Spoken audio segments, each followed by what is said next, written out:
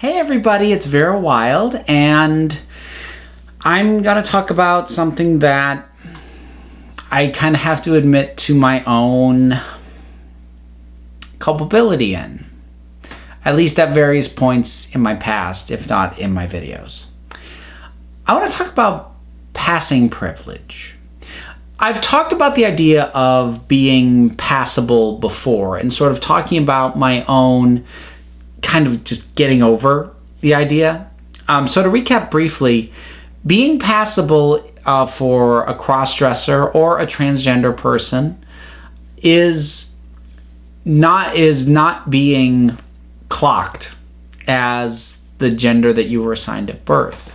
So for someone like me, who was born male and at times presents female, being passable would mean that someone looking at me would automatically assume that I am a woman and would not be led to believe that I wasn't born as such. That's passable.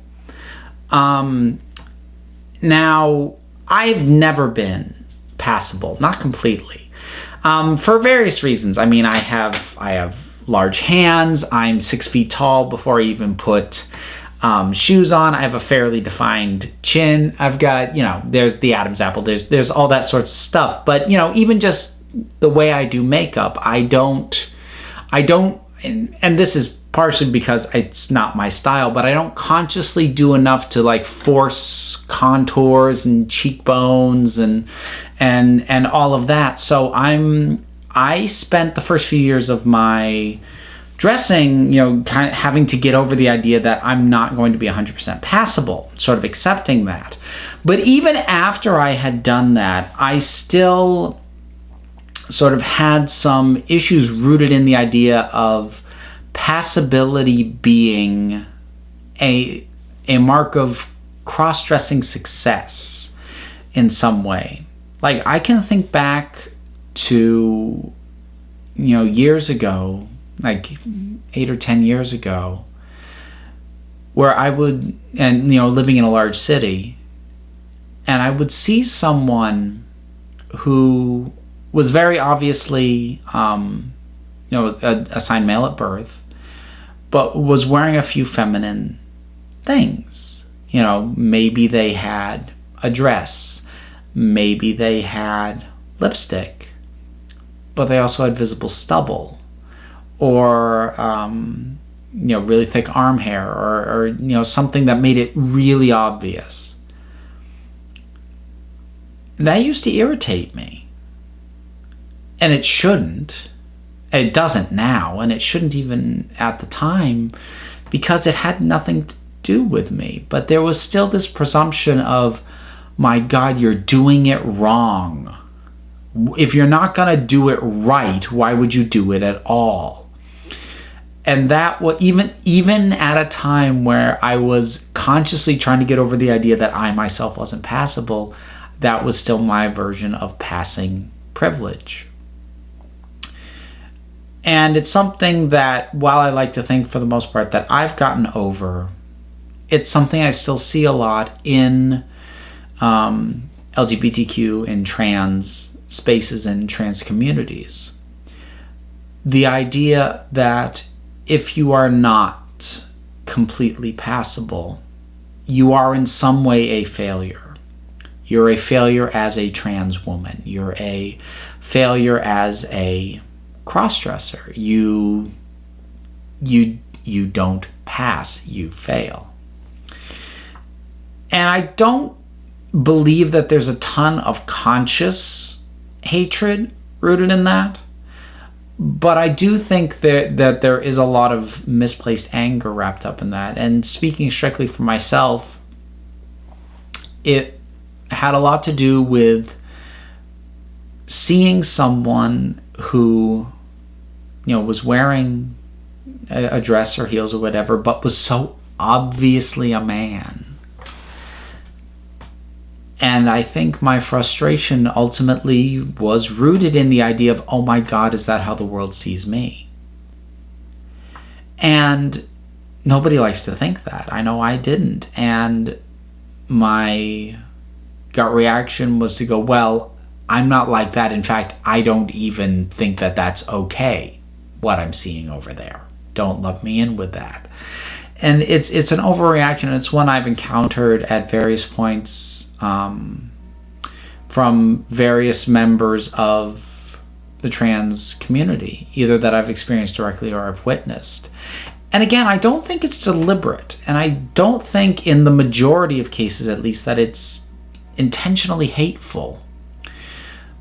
But there are those among us who, first of all, there's those who can't pass. Like, it will never happen for whatever reason. Something about their physical build, the structure of their face.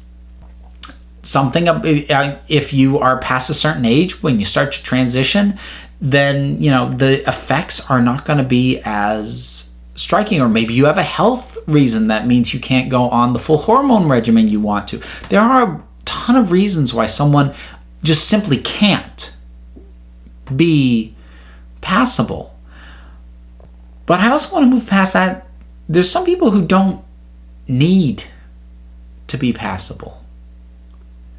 Like, I don't know who those folks that I would see when I lived in New York that used to irritate me were, so I can't speak for them. But it's distinctly possible that they felt comfortable and at home and at ease in a dress with still visual stubble. They weren't failing because they weren't trying to pass. And it's distinctly possible that for them to feel fulfilled, they didn't need to. And who was I to judge that? I think there's so often a fear of being mislabeled and misunderstood.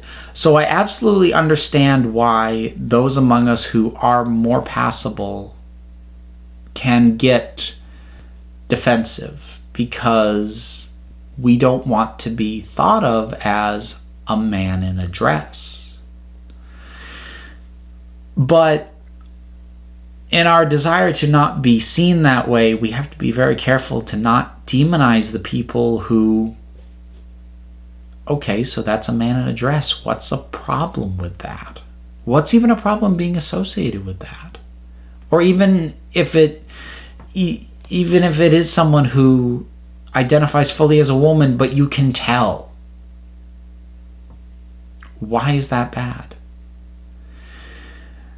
Part of this is our own doing, like as a general community, because those among us that we put front and center to be the spokespeople, part of it is us, and part of it is who the media globs onto. And I'm going to name some people. This is not derogatory towards any of them, but when you've got Laverne Cox and Chaz Bono, and Caitlyn Jenner, who you can look at, and I would say all three of them are passable, and that becomes sort of the ambassadors and the cultural spokespeople for being transgender. It's nice that someone's making that leap and willing to be that public, but most of us will never be that passable. A fair number of us can't be. Some of us don't want or need to be. And we have to be very careful about when things like bathroom bills come up and we pass around images of a trans man in a woman's bathroom who has a full beard and a masculine build, with a tag of, do I look like I belong here? And it makes a point, but it also feels like we're only ever fighting for those among us who look right. And we need to remember that the transgender community includes those who can't pass and will never pass, but they are no less valid and they are no less deserving of assistance and love and validation than somebody who is 100% passable. And I'll wrap it up on that note. So those are my thoughts on passing privilege. And it's something that I hope I will get to see diminish as time goes on. So thank you for listening. You can contact me. There's various ways to do that in the description below. And until next time.